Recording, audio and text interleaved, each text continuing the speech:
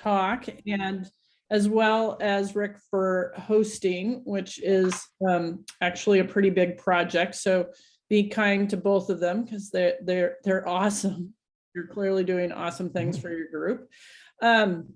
Just a little background about me. I've been in clinical practice for almost 20 years. When I opened up my practice, what I was really interested in was what the physical causes of mental health is.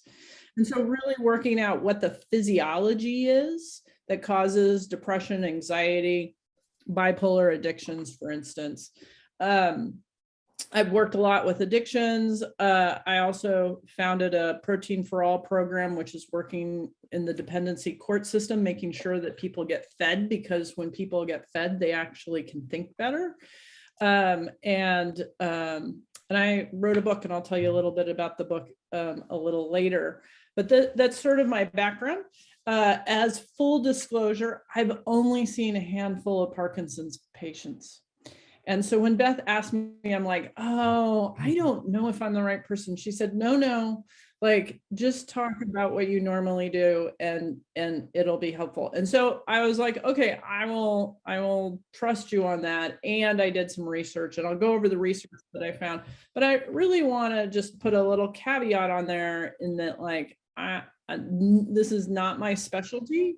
And so you should really, I hope you learn a lot today and get curious for yourself today, and then go back to your providers and be like, hey, I learned these concepts. Do they apply to me? Should I use them? And we can dialogue about them. But today, really what I want to do is explain a lot of physiology on what causes fatigue and anxiety and depression. And not that there aren't emotional causes. Certainly there are emotional causes, but we need to address the physical causes. And so we're gonna talk about the physiology, and we're gonna learn about the importance of protein, which is where I think that Beth was like, no, please come speak, because I love talking about protein. And then how to increase your protein levels so that you have better sleep, better energy, and less anxiety and depression. So again, this presentation is for educational and informational purposes only. Nothing should be constituted as medical advice. And please check with your own providers if you think this is interesting and you want to apply it to yourself. Before we jump in too far, Rick's going to do a survey, because I think it's really important for us to understand as a community what the level of fatigue, depression, and anxiety is. So we're just going to take a few minutes to do this. It's all anonymous, but so 1 is low, like, in other words, you have lots of energy, or 5 is like, wow, I'm really depressed and I'm hopefully getting helpful for that, or really fatigued or really anxious. So 5 is bad, 1 is good. So I'll let Rick run. And this is the first time I've actually done a poll on a Zoom call. Let's hope this experiment goes well for us. We're going to find out. So there are 3 polls. The first is about energy and mental clarity and fatigue. So I'm going to launch the poll now. This again is anonymous. So just answer and go ahead.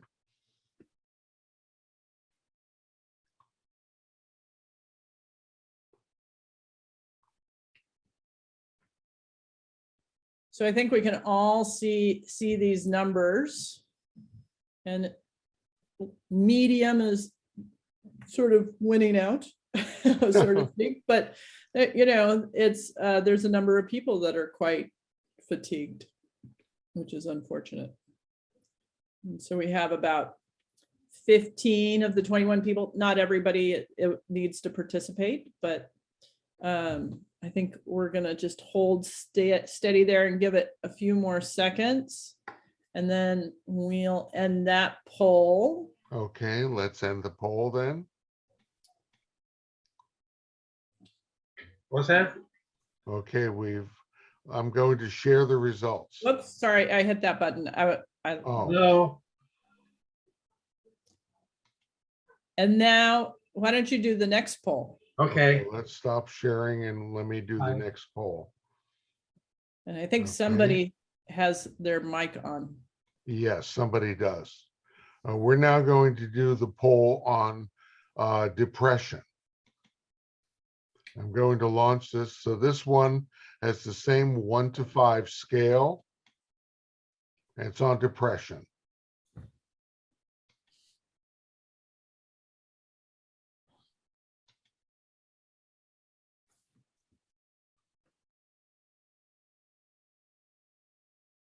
Well, that's good. It seems like most people are saying that they're not very depressed, which is good. There's a few that it's a little on the high side, which depression and fatigue go hand in hand often. And so that people can differentiate that, that's pretty important.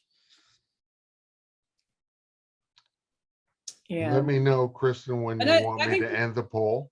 I think we can end the poll. We have about 16 people, and I always give it just a few seconds. Yeah, we have actually a total of 23, including you, me, and Beth. Yeah. 24. Okay. All right. I'll end the poll then. Okay. And I'll share the results. Perfect. And I will keep my hands off the buttons. He made me a co-host, which is a problem. We trust each other out here. Yes. Okay, Okay, here are the results of the poll that everyone can see. Okay, we're going to do one more, and then I'm going to explain how these all tie together. Okay, I'll stop sharing on this. Then let's go to the third poll. This one is on anxiety, and it's the same 1 to 5 scale. Here we go. And so please answer if you would.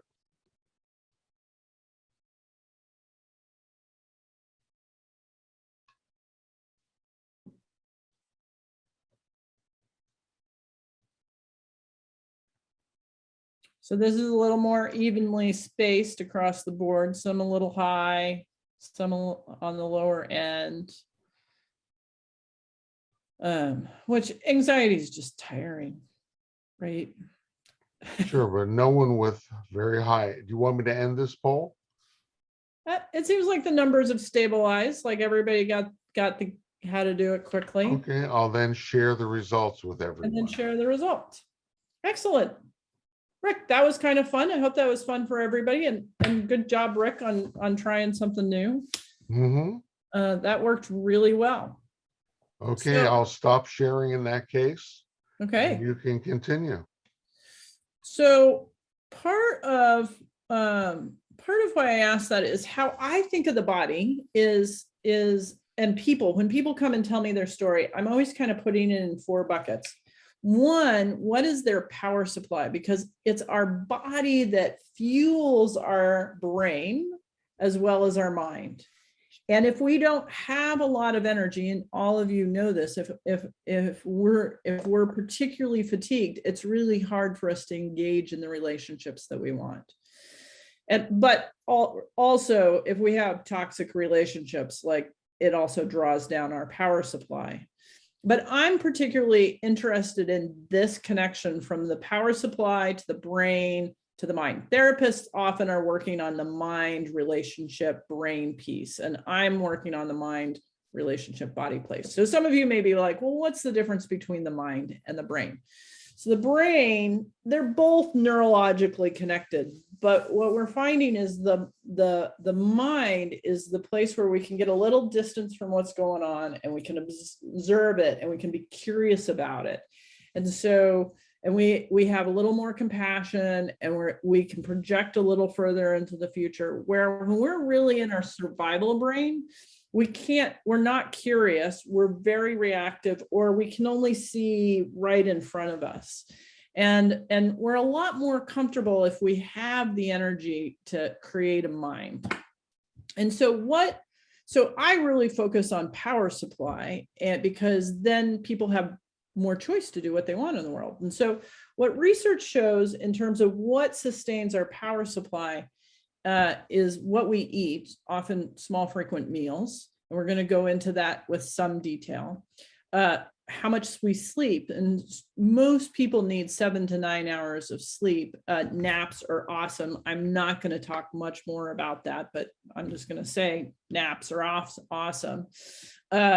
Moving our body is really important for maintaining our power supply, because we historically moved our bodies lots, but also when we move our body, we get brain-derived neurotropic factor, which is basically brain fertilizer, so we can think better.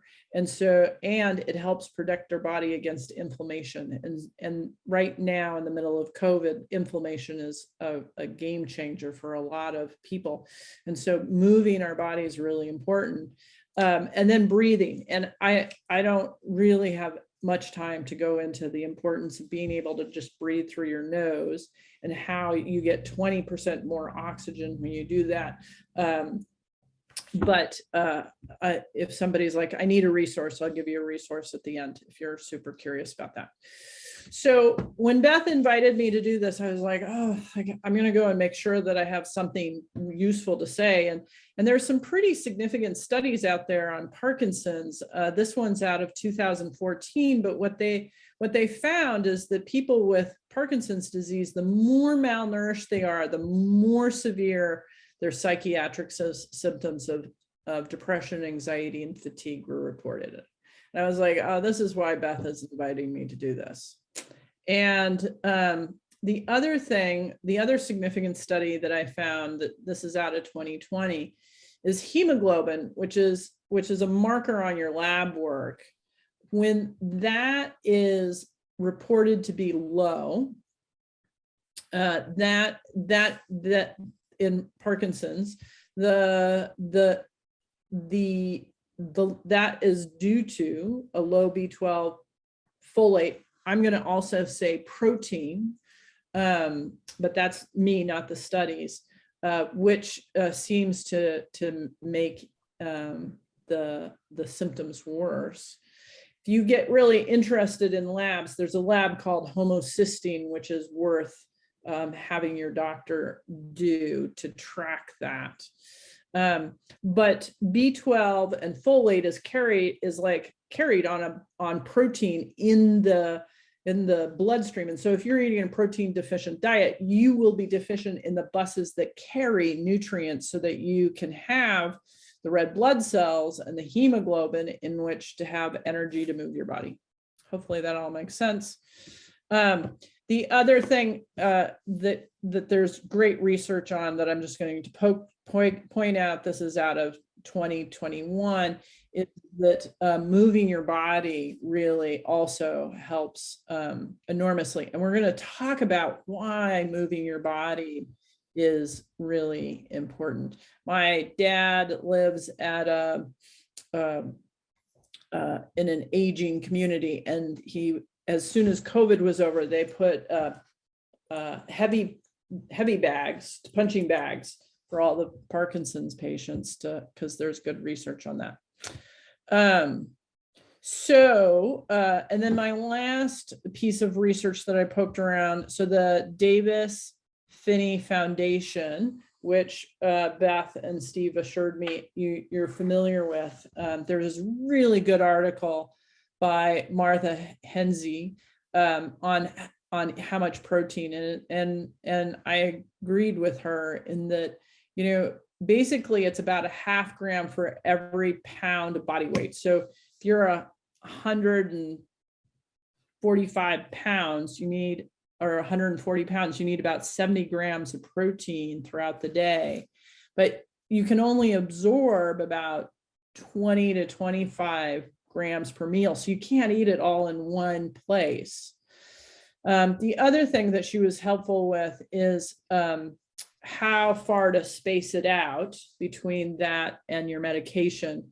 And so and Rick and Beth were saying half hour, she was saying hour to 2 hours.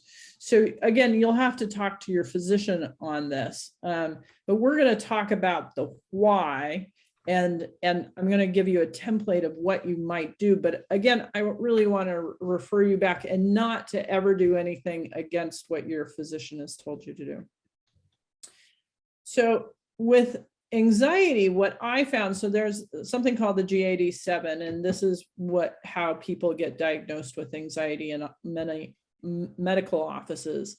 And what I find is when I train people to eat protein throughout the day, their numbers go way down. And these are the ones that drop. And I can drop their score by half in 3 days by getting them to eat protein consistently.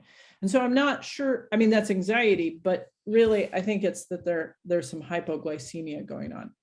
And we'll talk about continuous glucose monitors on how we can actually visualize that. So what is fatigue? So fatigue, as defined by the American Family Physician, is lack of energy and mental alertness that negatively impacts your life. Okay, well, that's great. How is that different from depression? Like, it's when people come in, it takes me about 6 appointments to separate depression from fatigue, because there's so much overlap and you can kind of see that.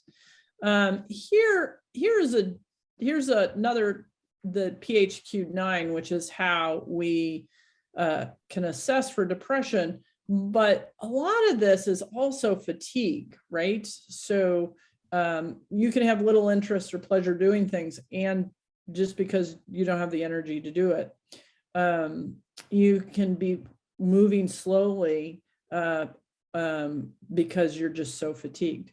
So again, when people increase their protein, often these are the symptoms that get better, and pretty quickly get better. And so we need to separate out that overlap. So let's talk about why there's this overlap and what's the physiology of this. So here's a simplistic version of the brain, but we're going to work with this. So our prefrontal cortex, this is our smart brain. This is our uniquely human brain that does our abstract thinking, complex problem solving, associative thinking. Associative thinking is what computers can't do very well. And its job is to inhibit our survival brain. And we'll get to that in a minute. So our survival brain is about keeping us alive. And so whatever things come up that our brain is like, oh, this might kill you, it gets lodged down there, right? So and you'll have a fight or flight reaction. Now humans will freeze, but mostly we disappear. And what I mean by disappear is, I did this the other day. Something was going on that was really overwhelming. And I picked up my phone and I found Instagram, and I was like, because Instagram's pretty consistent. And what was happening around me was not very consistent and was a little overwhelming. That is a form of disappear. I try and not do that very often. The other thing that happens when our lizard brain is in charge is we will play old records. Some of you may have had the experience where just a small thing happens and you just get really anxious or really mad, and it's a little overblown because it kind of reminds you of something that happened in the past. So that's what the lizard brain does. What happened to, oh, here we go. The hippocampus is what focuses our attention, emotions, and planning.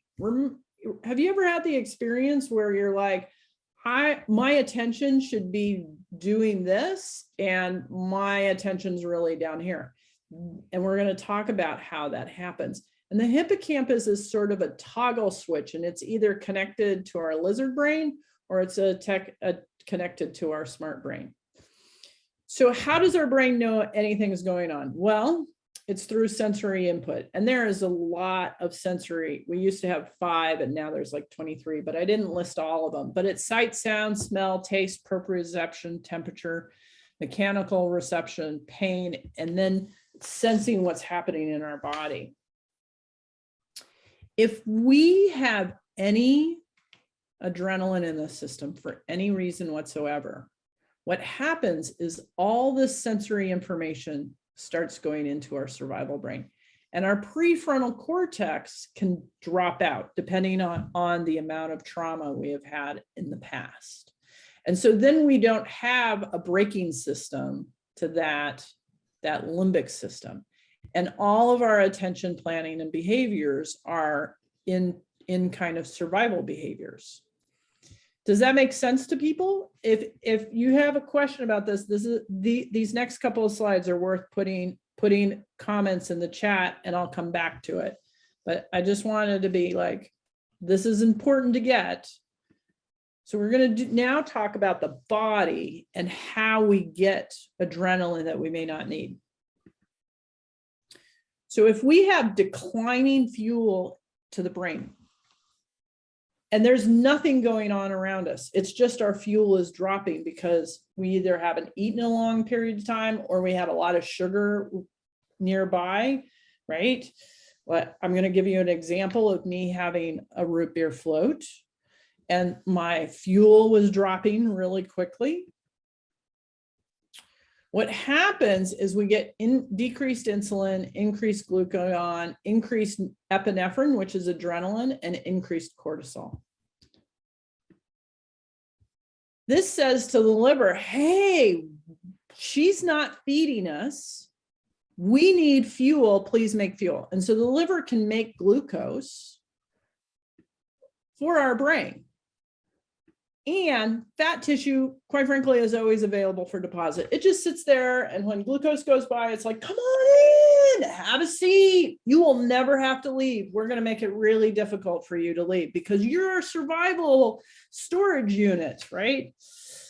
So when we don't eat for long periods of time, or we eat high carb stuff, our liver and brain become dependent on this, and we're introducing adrenaline into our system, which then can shift how we think about things and what part of our brain we think about things.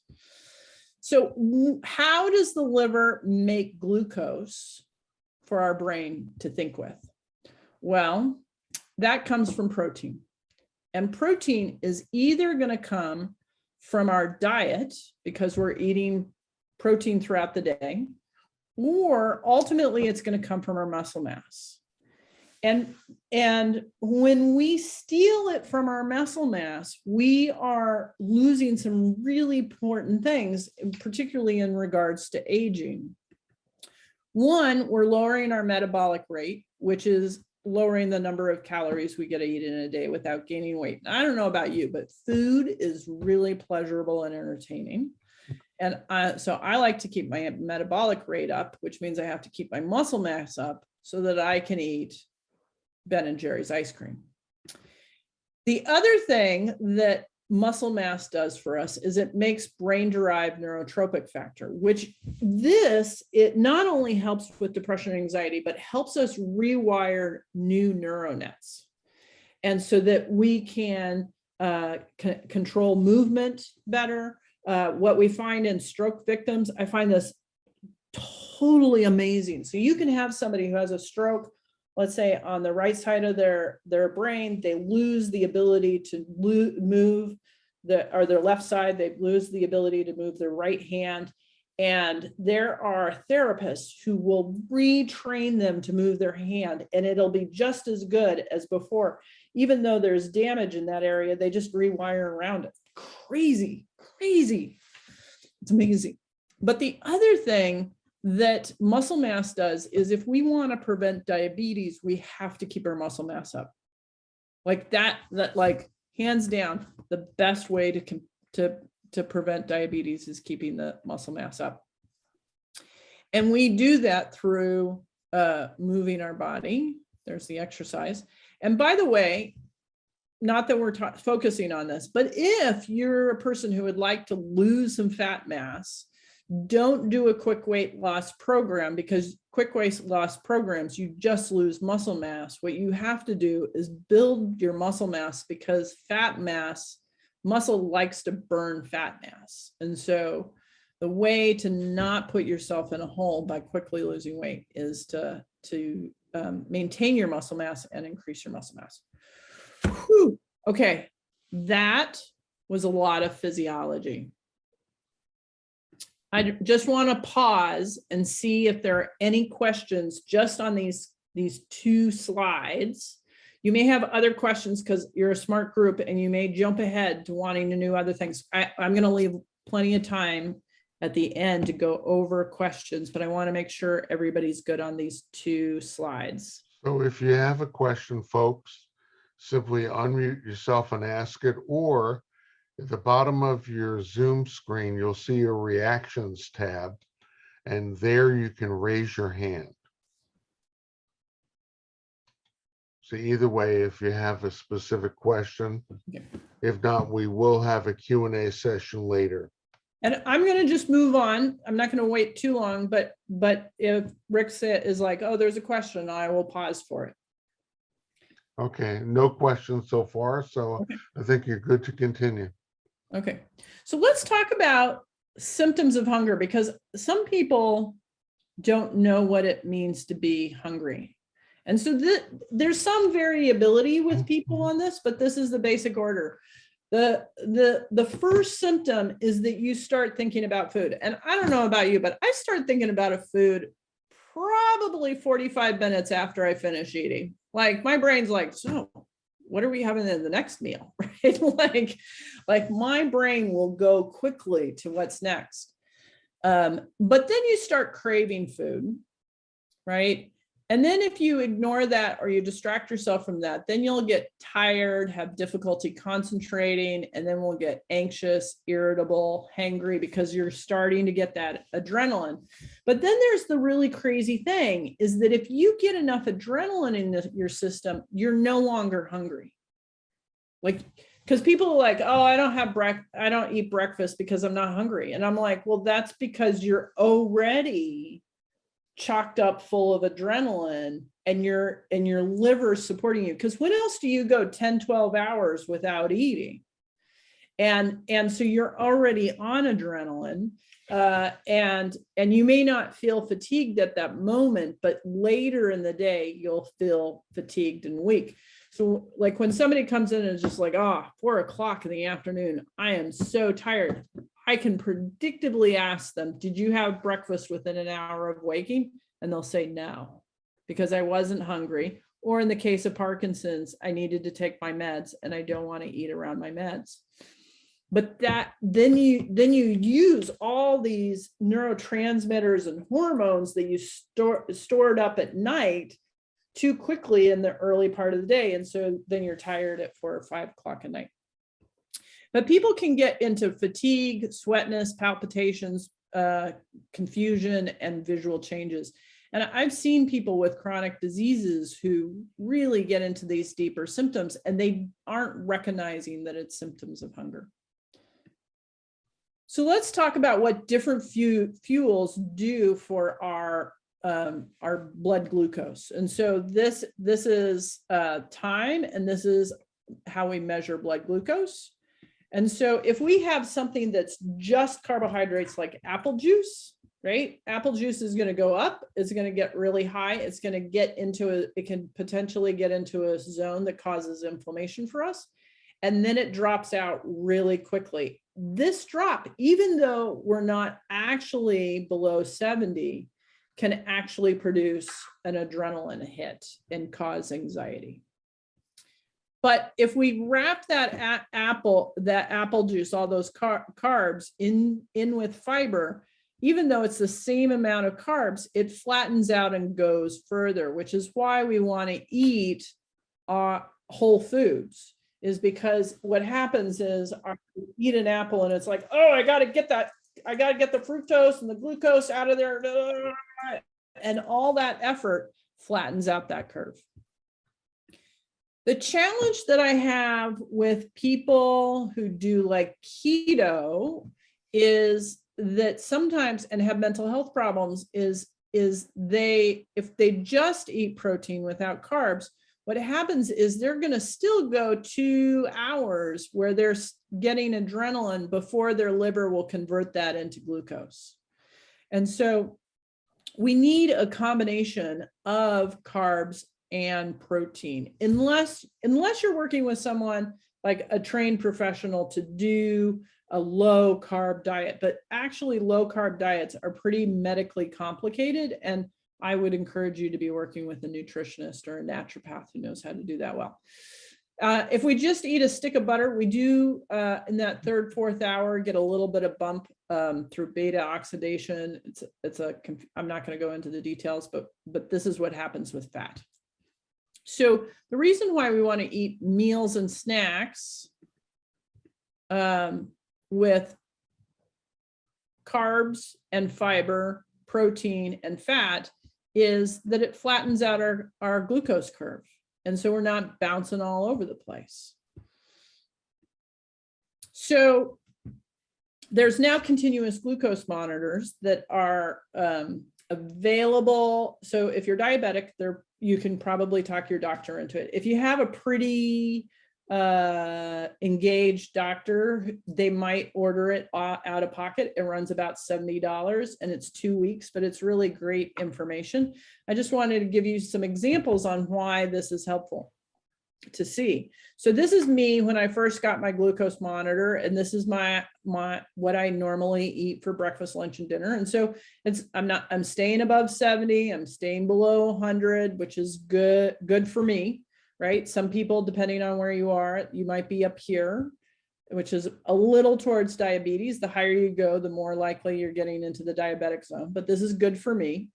And, but then because I had this, I wanted to see what happened if I ate all my favorite carbs, right?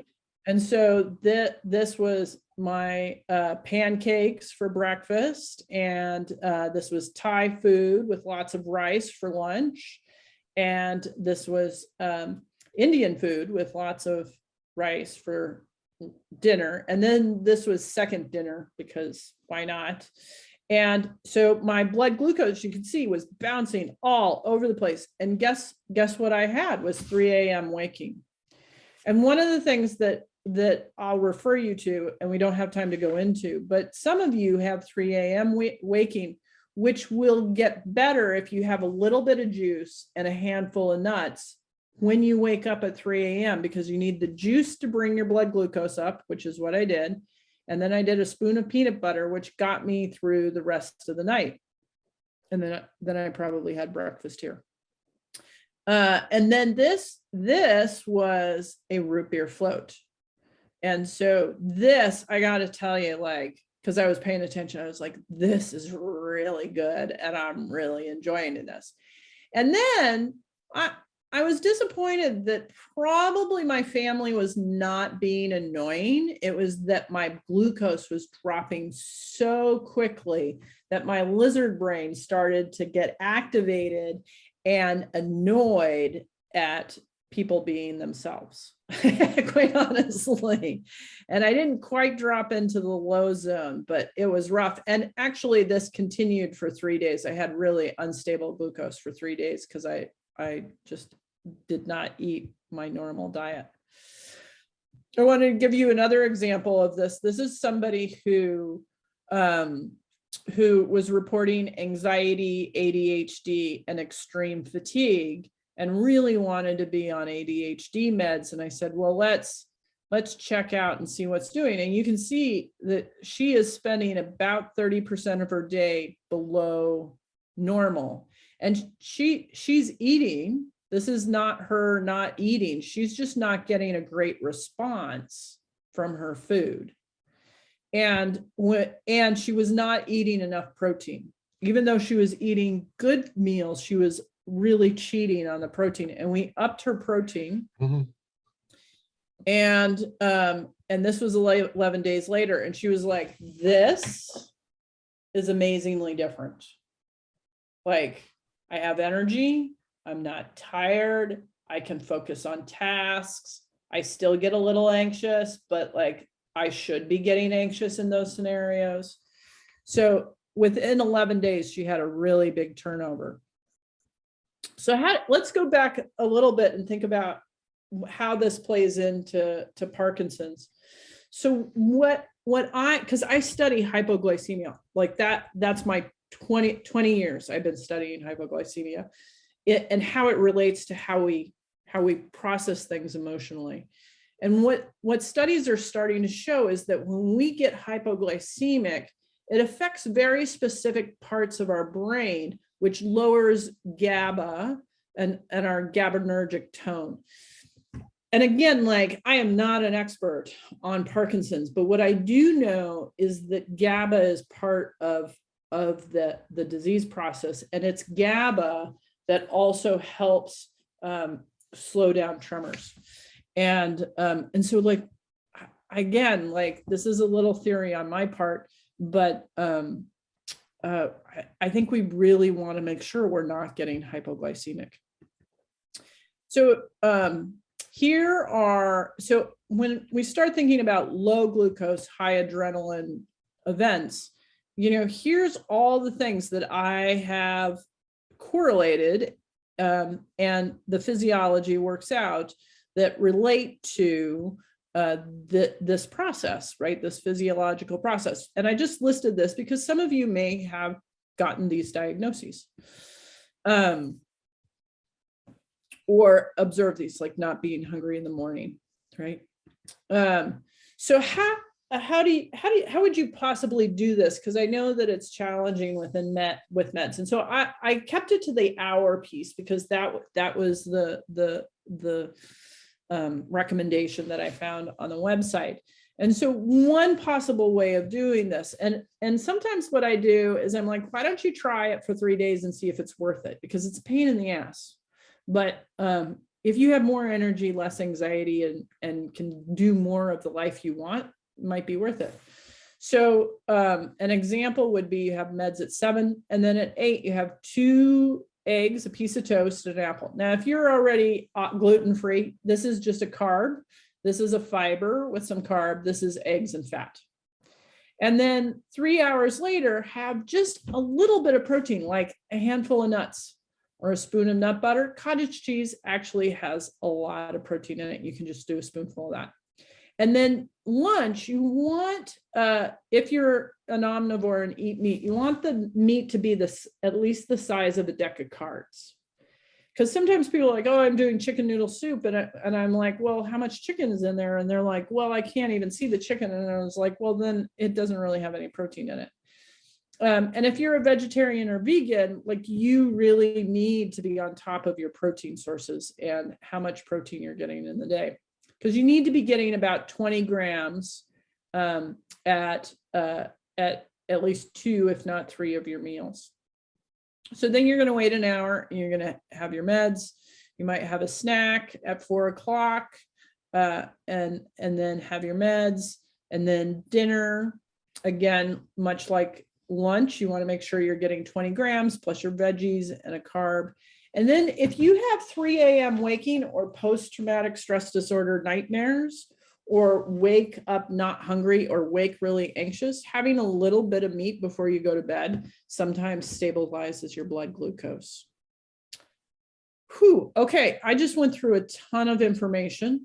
Now I'm going to do a small ad and we're going to do Q&A. So I'm not giving you a lot of tools to move forward because I just had time to explain the physiology. And what I've found over the years is explaining the physiology really helps people.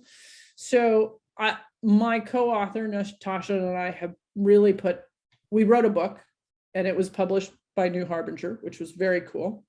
Fuel Your Brain, Not Your Anxiety. But all of the handouts from the book are in our website at fuelyourbrain.org.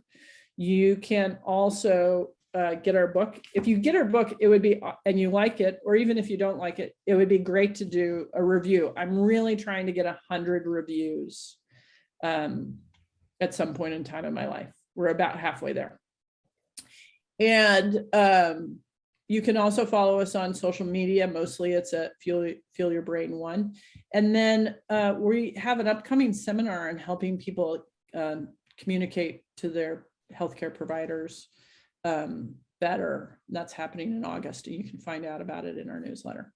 So that's the bulk of the information I wanted to give today. I can talk for 8 hours because I've done that actually, but I just really want to pause and see if anybody has any questions. Also, while we pause, I want to let people know that if you look in the chat, you'll see the link to Dr. Allott's book from New Harbinger. And what you can do is if you click on the link will stay alive in your screen even after this presentation is over. And you can, just look at it and check it out and see if it's something you like. Meanwhile, let's we have about 15 minutes left. It's a good time for questions and answers. You provide the questions and Dr. Allott provides the answers. So if you ask a question, just to unmute yourself and go ahead. We're just waiting. I was scrolling through because I had the brain with, not to take away from what you're doing, Rick, but it said, please comment on hydration, which is a great question. Oh, okay. So what I find, it kind of depends on where you live and how hot it is, but you should generally be getting in about a third to a half of your body weight in ounces. So if you're 160 pounds, you could be getting in 80 ounces of water, because we need water in order to detoxify, and we also need water for our enzymes to work well. It means you pee a lot. It's kind of annoying, but think of it as a break, whatever you're doing. And it generally helps your meds work better and helps neurological connections. Before I knew anything about nutrition, I was working with somebody who was like, we are not drinking enough water. I was working with kids in psychiatric crisis, and she challenged me to drink 5 8-ounce, so 40 ounces. And if we were in the big room together, you would be like, she's a big woman, because I'm 5'11" and about 180 pounds. And so I just upped my glasses of water to 4, 5, 8 ounces a day. And like, I had more energy at the end of the day, and I had more mental clarity at the end of the day. And I was like, oh, this is worth it.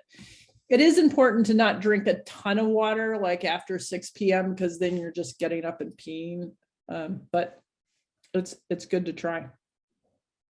And I think of this all as experiments. Like, whenever I want to change my diet or change something that I'm doing, I'm like, okay, what do I want to do? And how long am I willing to do it? And so I'm like, 3 days for me is usually my tolerance, and I'll be good for 3 days and see if it's worth it. And then it's usually another renegotiation with the committee on if I want to sustain it. And I think of those as different questions. Will it help? Is it worth it? Those are 2 different questions. What other questions do people have? Okay, so just jump right on in, folks. Where is GABA made in the brain or body? It is made in most nerve cells, both in our central and peripheral nervous system. And what we're finding is that GABA is, so how I'm not a neurologist, like I do a deep dive and then I come out for a few years and then I do a deep dive or I go to some conference. But my last understanding of GABA is if there's a pulse that's going like this at this frequency, there are multiple things happening in the synapse. And so like, let's say one part of the synapse is making a neurotransmitter like go, go, go, go, go. And GABA comes in and will slow down the rhythm of it so that it's creates a more clear signal. Yeah, right? It's inhibitory. It's inhibitory, but it's inhibitory in a way that clarifies the image that our brain is putting together. And so like what I know, so going to essential tremors, like a lot of people come in to me and they're like, I have an essential tremor. And so, or that's what's been diagnosed, is that, they just have this little tremor that is a little embarrassing and they're self-conscious about it in public. And often that is hypoglycemia, because when people get hypoglycemic, they're wiping out their GABA. Hypoglycemia wipes out a ton of GABA, and so they no longer can control the impulse, that slight impulse that our hands always have to move. Does that make sense? Yeah. Great question. Can you comment more about the 3 a.m. Hunger and protein? Well, actually, let's deal with this question from Linda Leong first. It's Okay. how does being on, oh, excuse me. The question is, how does being on diabetes medications affect anxiety and hypoglycemic effect? It kind of depends on which medications. There's a wide range of medications. And so I'm not going to go through all the medications because mostly I focus on let's do everything we can to lower our need for those medications. And so what I find is the diabetes, when somebody is diabetic, by really focusing on small frequent meals with protein and carbs, they can stabilize their blood glucose and really and exercise and sleep, all of those things, and lowering stress. The things that drive diabetes are lack of movement, lack of balance in their diet, stress, and lack of sleep. Those are like the pillars. And as we work on those pillars, their A1C comes down, and then their need for meds either stabilizes or comes down. And what I describe diabetes as, like, the metaphor is like if you're on a river and you're rowing along and you hear a waterfall, it's important to turn your boat around and start rowing away, which is hard to row against the current. And Parkinson's sets you up in many ways for diabetes, but it's still important to make the effort to row away from the river, the waterfall. And even if you have gone over the waterfall, the more you try and move upstream, the less effect diabetes will have on your life. And what we know is diabetes causes depression, depression causes diabetes. It also causes cognitive decline. It causes all sorts of things. And so, by working on those basics, we can actually make a difference. And I've had people who are early diabetes completely row themselves out of diabetes, or row themselves into a position where they're on metformin and that's it, and are doing great and feel great. And the whole point is to feel great. So I'm not sure I quite answered your question, because your question can get complicated. But what I do know is really focusing on keeping your blood glucose stable through eating protein and carbs. You can really lower the number of times you get hypoglycemic as well as hyperglycemic, because it's not just getting really low, it's also these sudden drops that I was doing with my root beer floats. Did that answer your question? Linda, did that Linda? answer your question? Or you'd have to unmute if you want to actually talk, though. Yes, okay. Yes, thank you. All right, so next question. I have a question about how does an average person know that their muscle mass is increasing or decreasing without, really obvious huge changes? There's a couple of different ways, and I know this from personal experience because in 2014 I was I did CrossFit, and I did Aikido, and I was just one of these like move if I can, I'm moving, right? And then I was in a motor vehicle accident, and my doctor said I had to stop all of those things, including going for daily walks. And I was just like, what? Like, I'm going to die. And I'm dyslexic, and my brain really has problems reading if I'm not moving my body, because I need the brain-derived neurotropic factor, is my hypothesis. And I lost a lot of muscle mass. I couldn't even carry a half bag of groceries up the stairs. That was too much for me. So one of the easiest standards on if you're losing muscle mass is to have standards that you have.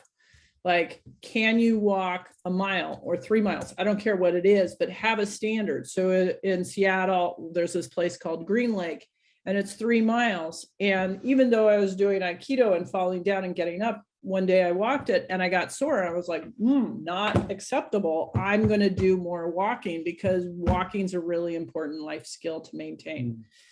And, for me, carrying a bag of groceries up 3 flights of was really important to get back, because that, like, it took me hours to go to the grocery store because I could only carry a half bag up the stairs, and then I had to rest. And so like, how much can you carry? Another standard is like, can you take your bag and put it in a bin, right? Like, are you maintaining that strength? And testing that really once a month, right? Can you get on the floor and stand back up? That's a really important metric. And so having metrics and making sure you can do them easily and that you're testing them on a frequent basis. The other thing is there are scales that are about $100 that will calculate your muscle mass. And, is it super accurate? No, not. But like, if it's accurate to you and you're like, oh, I'm gaining muscle mass or I'm losing muscle mass, that's the other way that I've done it, is I have one of those scales, and I have consciously put on more muscle mass than I had before 2014, because I'm a 55-year-old woman, and after the age of 50, you start losing muscle mass just naturally. And so I have to put more energy into maintaining my muscle mass. So those are the ways that I think about how you check your muscle mass, is like, can you do things, right? Can you do the things you want to do? And then there's ways of indirectly measuring. That was a great question. Okay, I see some of you have unmuted yourself. Do you have a question? For example, David? Yeah, I have a question. There's been a lot of promotion in the last 20 years about Mediterranean diet. Mm-hmm. Doesn't that promote too much carbohydrate that leads to sugar, or? Does it approach too much carbohydrate? Well, how I think about the Mediterranean diet is, is that it's a lot of high whole fruits and vegetables, and healthy meats. And, when I went to Italy, I didn't, because I'm gluten-free, I did not eat any of the pasta there. And I still had plenty of delicious carbs, often in the form of a gelato. And so, again, it's, we need carbs for our brain to function. And no carb diet is actually really hard to do and not good for the system. But it's figuring out what carbs are good for you. And some people, they're like, I just do fruits. And some people just do whole wheat breads. And one of the things that I love about getting people on glucometers, which are getting easier and easier to get, there's now a number of startups that will give you a glucometer for a price, but it's, for the information that you get. And what we find is some people, blood glucose jumps really high with like rice, but not potatoes. Right. Or with wheat, but not, like my husband, like he looks at rice and his blood glucose will go up to 250. If I eat potatoes for breakfast, my body doesn't even notice that there's glucose offered to it. And I have to have a little bit of juice in the morning or I will chew everybody's head off, even though it's technically a carb. And so what we're finding is there's a wide variety of variation. I think why the Mediterranean diet gets so much good research on it is that really it's a diet that focuses on getting at least 5 cups of fruits and vegetables a day, if not more, which we are also finding enormously beneficial. Okay. Is that helpful? Yeah, so you really should concentrate more on the fruit side than the spaghetti side, really. Exactly. Like it, and so one of my rules is when you're having carbs, your meat, your carb, like in your spaghetti, shouldn't be more than your protein. And the problem when we go out to spaghetti is we often get served like 6 cups of spaghetti and Exactly, like because that's 2 little meatballs, right? right. Like that's a ratio that we can see is way off. Right. Right.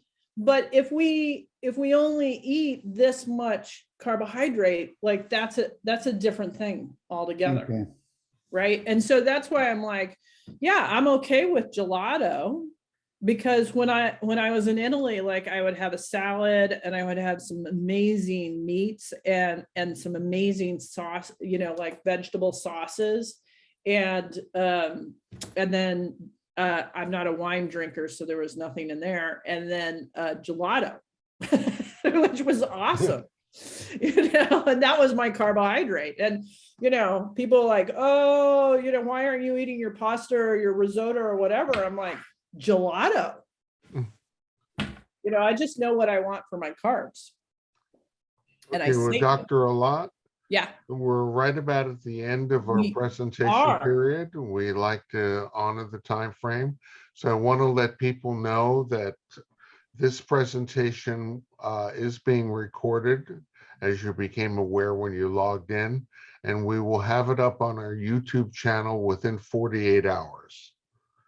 And in addition, the PDF of this slide presentation will be posted on our website, so that you'll have 2 ways in which you can review this or share it with friends. One will be on a YouTube channel, and the other will be a PDF of the actual slide presentation, so that you can review those areas that you're interested in. Plus, Dr. Allott, is it fine if they email you? yes, they can email me. You can go to fuelyourbrain.org or DrKristenAllott at gmail.com. Okay, I think this has been a tremendous presentation. I want to put in here the link to your website, which is KristenAllott.com about DVC, and that'll have contact information. As always, the Parkinson Network of Mount Diablo is here for you. So if you want to email us, email at web@pnmd.net or info@pnmd.net or rick.stevens@pnmd.net. Any of us will answer your questions. This has Thank been you a very much. tremendous presentation, Thank you. Dr. Allott. Thank you. I want to thank all of you. And this concludes our Lunch and Learn presentation for today. Very interesting. Thank you. Thank you so much.